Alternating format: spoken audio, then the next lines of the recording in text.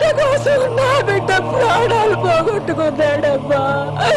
ఇక నాకు తెక్కేవాడమ్మా. తప్పు చేసాం బలరాం. తప్ప యుద్ధంలో రాజుని గెలిపించడానికి వేల మంది సైనికులు చేస్తుంటారు. వీళ్ళెవరి వాళ్ళ గురించి ఆలోచించుకో. అయినా ఇదంతా చేసింది ఎవరి కోసం? నీకోసం కాదా? ఇవన్నీ పట్టించుకుంటే కన్నీళ్ళు వస్తాయి, పదిలేస్తే సీఎం కుర్చీ వస్తుంది. నీ స్వార్థం కోసం, నీ ఎదుగుదల కోసం మాలాంటి అమాయకుల్ని బలి చేస్తావురా? నీలాంటి మోసగాన్ని మహాత్ముడు అనుకుని నా తమ్ముడు నీ కోసం చచ్చిపోయాడు. నువ్వు బ్రతకూడదు, నువ్వు బ్రతకూడదు.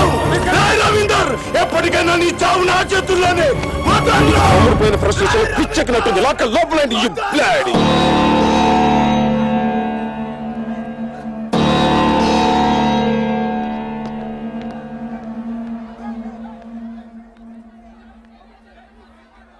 మంచి కొడుకు అనుకుని నేను మీ నాన్న మోసపోయాం.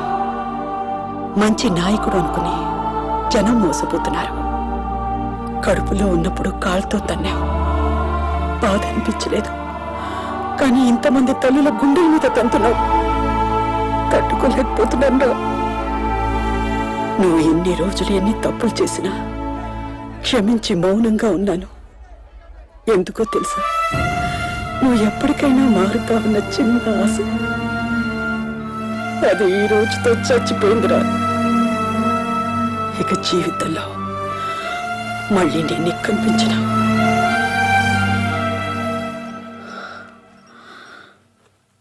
కొడుకు కానీ తండ్రి ఆశయాలు తీర్చలేకపోయావు.